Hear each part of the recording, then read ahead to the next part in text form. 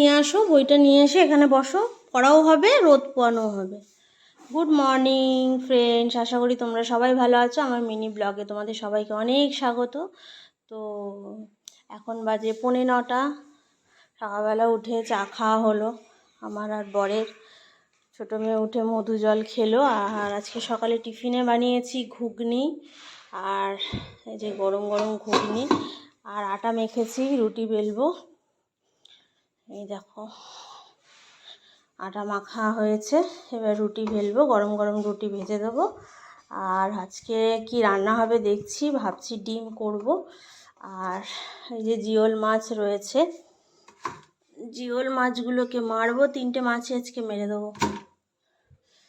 তো এই হচ্ছে আজকের সকালবেলা, সুন্দর রোদটা উঠেছে, খুব ভালো লাগে।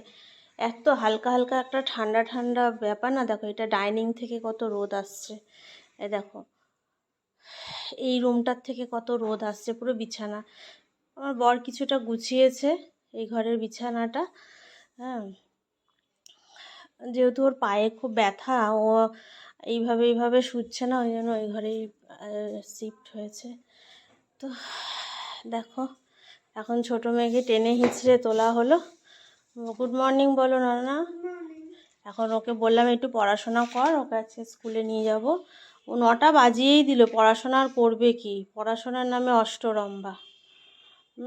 তো চলো সারাদিনে ভিডিওটা দেখতে থাকো, ভালো লাগলে অবশ্যই সাবস্ক্রাইব আর একটা লাইক করে দিও। তো চলো সাথে থাকো, সঙ্গে থাকো, দেখতে থাকো আমাদের সারাদিনে জার্নিটা। দেখো সকালবেলায় কি করলাম, এটা হচ্ছে শিঙি মাছের ঝোল করেছি, পেঁপে দিয়ে, গাজর দিয়ে, বিনস দিয়ে, টমেটো দিয়ে, আর একটুখানি মেথি আর ফোড়ন দিয়েছি, কালো জিরে ফোড়ন দিয়েছি, এটা মেয়ের জন্য। আর এখানে হচ্ছে ভাত করেছি মেয়ের জন্য। এখানে তো আমাদের ঘুগনি রয়েছে, দেখলেই ঘুগনিটা বানিয়েছি সকালে। আর এখানে মেয়ের জন্য রুটি আছে, ভাবছি এটা ঘি আর চিনি বুলিয়ে রুটিটা টিফিনে দিয়ে দেবো। তো এটা হচ্ছে আজকে সকালের মেনু। তো এখন স্নান টান করিয়ে মেয়েকে এখন দিতে যাব স্কুলে, তারপরে এসে আবার সমস্ত কাজ সেরে আবার রান্না করব। চলো তারপরে আবার দেখা হচ্ছে দুপুরের মেনুর সাথে। মেয়েকে দিয়ে চলে আসলাম স্কুল থেকে, স্কুলে দিয়ে মেয়েকে বাজারে গেছিলাম। বাজারে আজকে সেরকম কিছু কেনার ছিল না, শুধুমাত্র একটু আলু কেনার ছিল, আলু নিলাম একটু, আর নিলাম একটা এঁচড় কিনে দিল বর, এঁচড় নিলাম, একটু ঠাকুরের ফুল নিলাম, দিয়ে চলে আসলাম।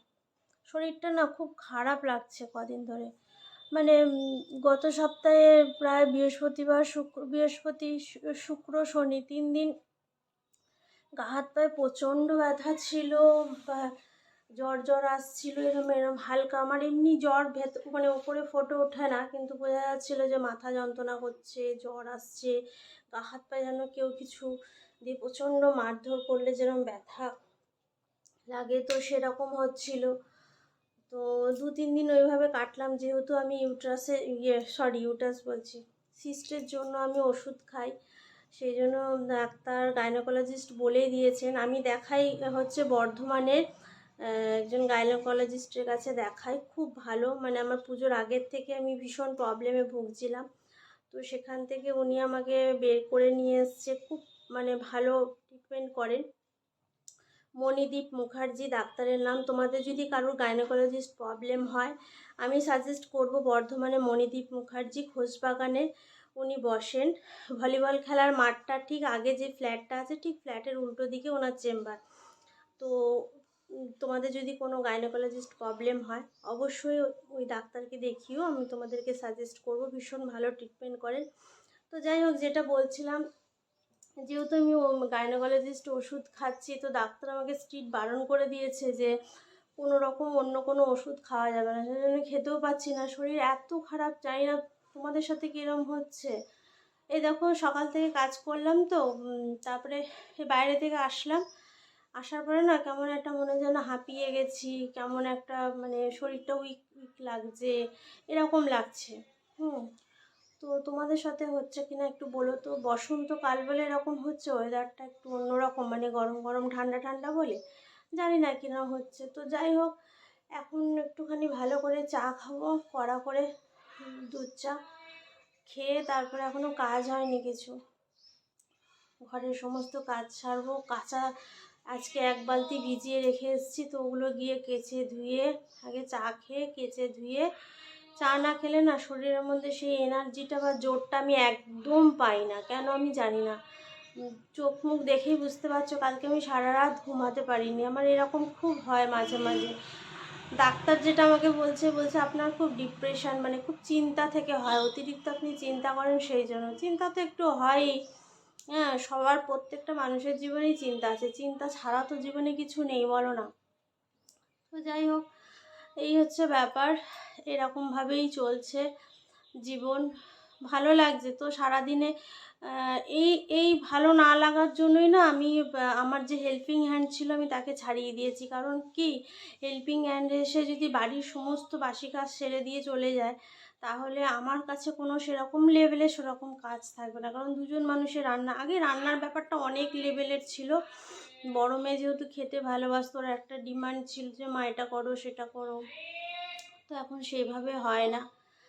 তো চলো দেখতে থাকো, এখন বাসি কাজ সেরে রান্নাবান্নার দিকে যাব। পুপুকে খেতে দিয়ে দিয়েছি। তো চলো ভিডিওটা দেখতে থাকো, আর অবশ্যই সাবস্ক্রাইব করো চ্যানেলটাকে, ভালো লাগলে লাইক করে দিও। তো চলো কন্টিনিউ করো, ভিডিওটা দেখতে থাকো। দুপুরে রান্নাবান্না করে আবার তোমাদের সামনে আসবো যে কি কি করলাম। না বন্ধুরা খেলছি, জুতোটা খুলে দিল। বন্ধুদের সাথে খেলবি না, জুতো খুলবে না, মারামারি করবে না, এগুলো হয়? হুম, টিফিন খেয়েছিস? অর্ধেক, অর্ধেক? অনেকটাই খেয়েছি তো। মোজা পানামা বিছানা থেকে পানামা। মানে একটা রুটি দিয়েছিলাম, সেখান থেকে কেউ অর্ধেক খায়? খায় বলো তুমি? একটা রুটির অর্ধেক কে খায় টিফিনে? এগুলো কিন্তু ঠিক না। ফল এনেছে? কি ফল এনেছো? আঙ্গুর, বেদানা। ওখানে রাখো, ঠাকুরকে দেবো কালকে, ওখানটা রাখো। আজকে আমি খাওয়ার জন্য এনেছি। ঠিক আছে, আমি বার করে দিচ্ছি। ফুল বেলপাতাটা ঢালি আর ওটা বার করে দিচ্ছি। একটা রুটি দিয়েছি ওকে টিফিনে, ওটার অর্ধেক খেয়েছে। তুমি বলো, অনেকটা খেয়েছি না? অর্ধেক রুটি নাকি অনেকটা? কি বলবে বলো? অর্ধেক না, তাও হুম, অর্ধেকের বেশি হয়েছে। নাকের মধ্যে পেরেছি এইবারে কি করবো?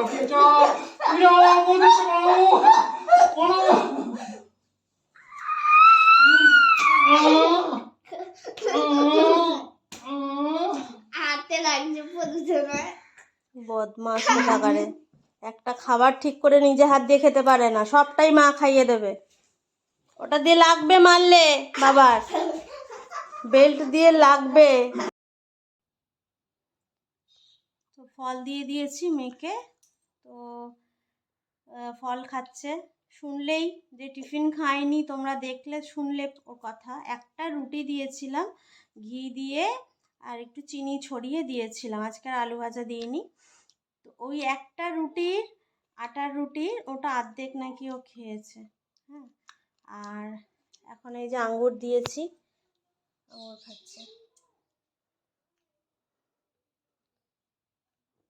আমার বড় মেয়ে হচ্ছে যতটা খাওয়া দাওয়া সব দিকে যতটা গুড গার্ল, এ হচ্ছে ততটাই উল্টো, মানে একদম বিপরীত।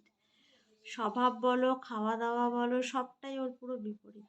তো চলো, সারাদিনে যতটুকু পারলাম ভিডিওটা শেয়ার করলাম তোমাদের সাথে। যদি ভালো লেগে থাকে লাইক কমেন্ট শেয়ার সাবস্ক্রাইব করে দিও চ্যানেলটাকে।